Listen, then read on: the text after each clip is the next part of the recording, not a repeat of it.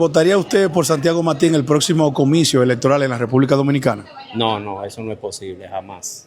¿Por qué no?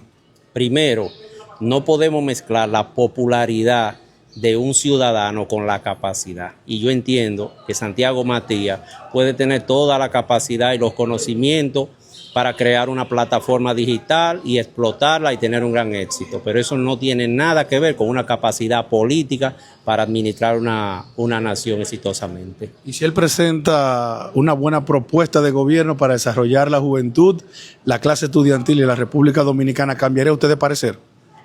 Creo que no, porque una cosa es que tú presentes una propuesta que alguien te escriba, que alguien te construya, porque todos los políticos tienen asesores, pero el político debe tener una capacidad de la cual Santiago Matías, yo entiendo que carece. Una propuesta la elabora cualquiera, pero tener los conocimientos para llevarla a cabo, eso no es de cualquiera, eso es de político.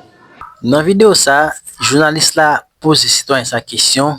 Il dit, est-ce que vous pouvez voter pour Santiago Matías dans l'élection qui va venir là?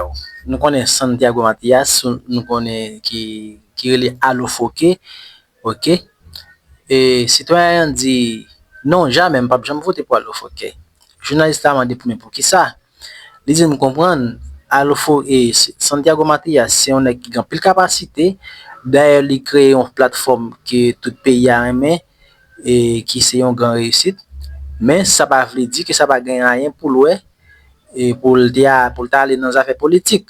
Ok? Le journaliste a posé une mission, l'autre question, il dit, et si M. Tavine avec un plan dans le gouvernement là, côté que l'IBA jeunesse là, j'arrête et il change le système d'éducation, hein, et comment penser ça? Monsieur dit non. Et comme nous connaissons tout politicien ou gen moun k'ap aider au penser, li ka jeune yon moun qui écrit un plan pour lui, OK?